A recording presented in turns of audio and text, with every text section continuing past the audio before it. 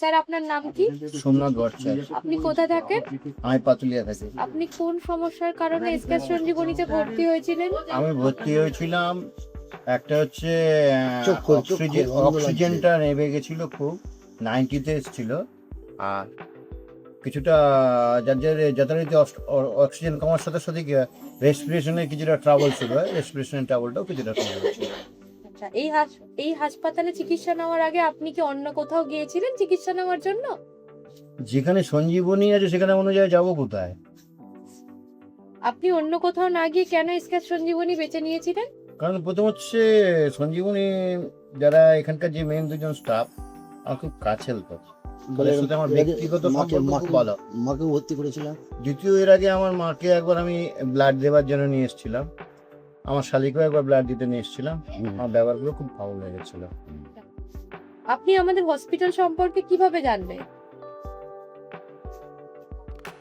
চন্দনের গন্ধ কি মাটিতে আটকে থাকে? যে এমনি এমনি ফ্লারিশ হবে।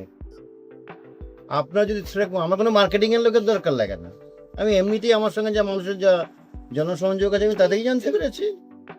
আচ্ছা, সঞ্জীবনী সম্পর্কে আপনার কি পূর্ণ অভিজ্ঞতা আছে স্যার?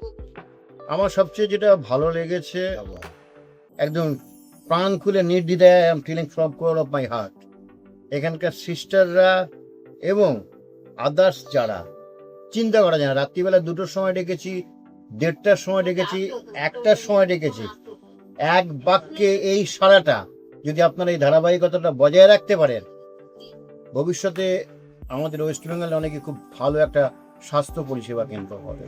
তুমি কি বারবার বমি করছে, কিন্তু তবুও তারা কিন্তু নিজের কর্তব্য সম্বন্ধে একটু তাদের আমি বিচ্যুতি দেখিনি। এটা মানে হ্যাটস অফ দেম।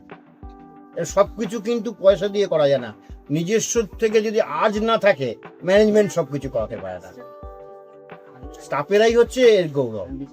আপনি এখন কেমন আছেন স্যার? খুব চাঙ্গাস আছি, খালি চাটা কম আছে, এটা আসতে বললাম আমি। সব ঠিক আছে, সুন্দর আছে। আপনি কি আপনার এলাকার অন্যদের সঞ্জীবনীতে পরিষেবা নেওয়ার জন্য সুপারিশ করবেন? অবশ্যই করবো, এটা আবার বলার অপেক্ষা রাখে নাকি? অসংখ্য ধন্যবাদ স্যার। অসংখ্য ধন্যবাদ। হ্যাঁ।